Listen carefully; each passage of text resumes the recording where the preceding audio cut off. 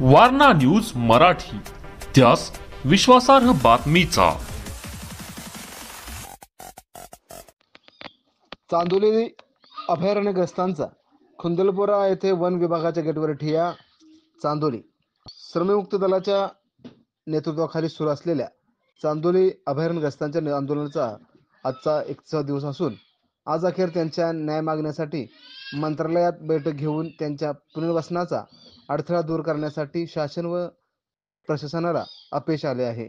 त्यामुळे त्यांनी आज शासनाच्या विरोधात खुंदलपोरा येथील वन विभागाच्या गेटवर ठिय्या धरला। ज्या अभयारण्यग्रस्तांनी पर्यावरणासाठी आपल्या जमिनी व कुऱ्हाडबंदी करून आपल्या जानाई मानाई केदार काळमा पावनाई देवळासाठी वाढवलेले डग सोडून अभयारण्यग्रस्तासाठी बाहेर आले, त्यांचे प्रश्न सोडवण्यासाठी प्रयत्न न करता त्यांच्या मरून पडलेल्या मृतदेहावर आपण पर्यावरणासारखा व्यवसाय करून उत्पादन घेत आहात, तर ते आम्ही बंद करून पर्यटकांना आवाहन करू इच्छितो की तुम्ही पर्यटन न जाता तुम्ही वन विभागाच्या कार्यालयात जाऊन अभयारण्यग्रस्तांच्या प्रश्न आधी सोडवा, मगच आम्ही पर्यटनाला जाऊ। तोपर्यंत आम्हीही त्यांच्या आंदोलनात सहभागी होऊ असा निर्णय आपण घ्यावा असे आवाहन करणार आहोत।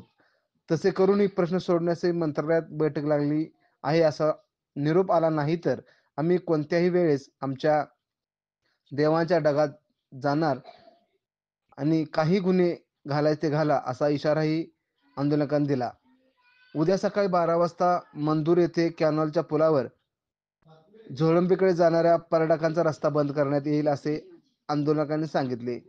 आंदोलनात मारुती पाटील, दाऊद पटेल, जगन्नाथ कुडतुडकर, MD पाटील, पांडुरंग कोठारे, विनोद बडदे, आनंदा आमकर, विष्णू पाटील यांच्यासह शेकडो महिला पुरुष मोठ्या संख्येने उपस्थित होते। वारणा न्यूजसाठी चांदोलीहून प्रकाश Kamble. Subscribe now and press the bell icon. Never miss an update.